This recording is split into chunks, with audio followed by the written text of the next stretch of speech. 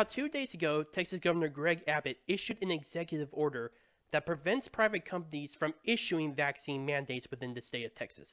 This is awesome news. With the growing number of states that have the opposition towards a national vaccine mandate has not only grown in vocal opposition, it has grown in direct political opposition, especially when it comes to the Biden regime and its own, and with it having its own support with a national vaccine mandate. Now, here's some context, but I'm pretty sure that a lot of you don't really need that, but just in case.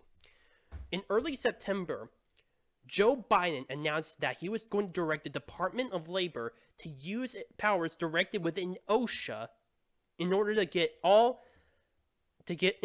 companies to issue vaccine mandates for its employees. Specifically, companies with over 100 employees, they either have to give them a vaccine mandate, or specifically they have to get the vaccine, or they have to get weekly tests. Now, of course, a lot of people were upset about that, to say the very least, and it's definitely got a number of states, as well as the direct populace, to be vocally against it. And it shows pretty recently, not just with Texas, but honestly with the state of Florida as well. My birth state of Florida. Recently, Ron DeSantis has actually issued a fine, a $3.5 million fine, by the way, against Leon County. And according to Yahoo News, and I will be putting these in the description down below, quote, a county in Florida enacted a mandatory vaccination policy and now faces a hefty fine. Again, $3.5 million. The Florida Health Department fined Leon County on Tuesday for violating the state's ban on vaccine mandates after the county fired 14 employees for not complying with its policy, Governor Ron DeSantis announced Tuesday. We must protect the jobs of Floridians and preserve the ability of Floridians to make their own decisions regarding what shots to take, DeSantis wrote on Twitter. This, overall, is a direct confrontation to Biden, because he has been very adamant of trying to issue this issue some kind of order of something. Although, considering how many states have been in direct opposition to this, and many of these states happen to be key electoral states, it's going to be very, very hard. And I'm pretty sure, I would not be surprised if such challenges, like, say, the Department of Justice under Merrick Garland would say, direct an investigation, and eventually this would lead to the courts, potentially to the Supreme Court. It would be kind of like with how with the current situation with Texas abortion law, where currently there's been a temporary injunction for, last time I checked at least, to halt the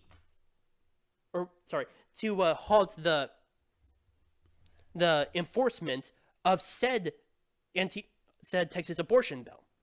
I would not be surprised if something similar actually happens in the case of the vaccine mandates. And if the federal government is not going to actually send the DOJ after the states will definitely go after the Biden regime, because a lot of governors, not just in Texas, but also with Ron DeSantis of Florida and of Oklahoma. Sorry, here it is. Kevin Stitt of Oklahoma vowed that he was willing to sue Biden as a result. The country is already split in half, with over 20 states willing to go forward with this. Willing to go forward with potentially trying to derail Biden and his plans of a national vaccine mandate. Hell, the general populace doesn't like this as well. Just take a look at Southwest Airlines. For a fifth day, there's been a delay in flights, cancellation of flights.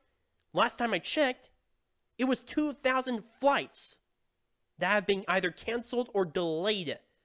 And you know what they blamed? They blamed the weather.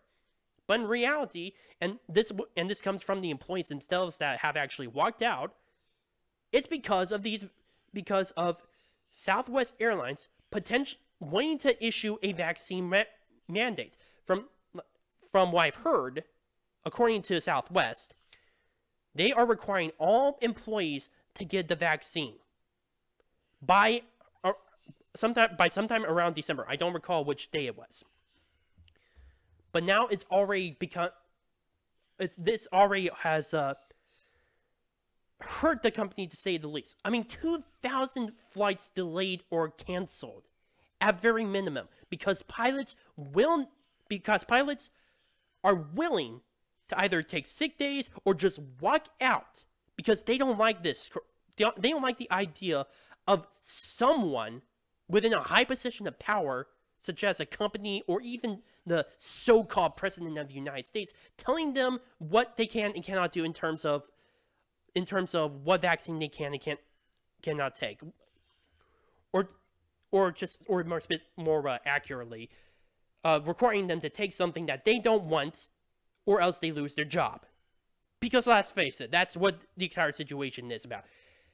I would not be surprised if this has an additional effect of violating a person's own civil rights as a result. I would not be surprised.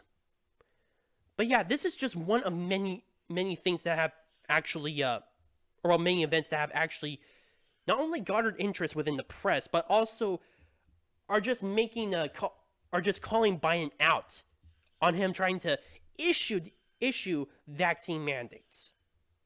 This is definitely gonna be huge in my opinion. Do I think this is over? Absolutely not.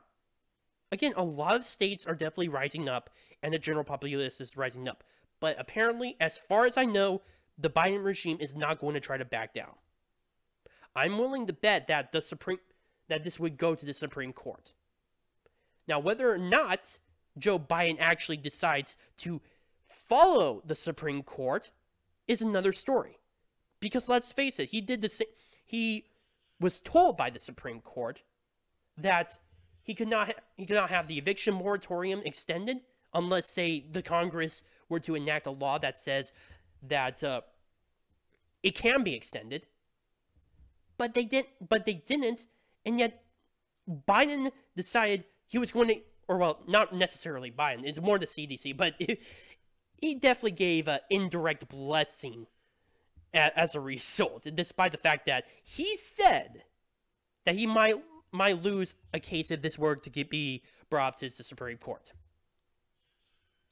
He went that far to say, despite the advice, despite the judgment of the Supreme Court saying, no, you can't do this, he did it anyway. But concerning I do wonder if he will get away with this a second time. Because the vaccine mandate is going to apply to every single American. It's going to hurt every single American because I'm pretty sure a huge portion of the American population, myself included, works with a company of over 100 employees. They don't want to lose their jobs, but they certainly do not want to be forced to get the jab. I applaud Texas, I applaud Florida, and I applaud the judges like recently, over the issue of religious exemption, a federal judge decided that United Airlines is going to stop its vaccine mandate for its employees as a result of potentially violating a person's rights under the First Amendment. I definitely applaud those people. I applaud the states. I applaud the individuals who are standing up to this tyranny, and I pray to God that this will hopefully cause the end to Biden's proposed idea of a vaccine mandate.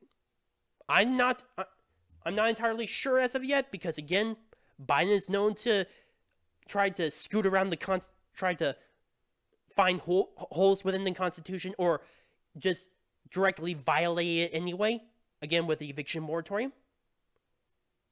but I would like to see how he has more than half of America breathing down his neck. Probably even more. Some of them, maybe within his own party. I don't know. But I do know for sure about this. A lot of people hate this idea, and a lot of people are against it. And so many of them are rising up as a result. My name is Noah Meehan on The Arc Truth. Please post your comments down below, like this video, subscribe, and share it with your friends. Also, if you have any issues regarding my videos, such as how I speak, or how I frame my videos, whatever, any suggestions in order for me to improve my videos, please post them down in the comment section down below, or directly message me. Thank you.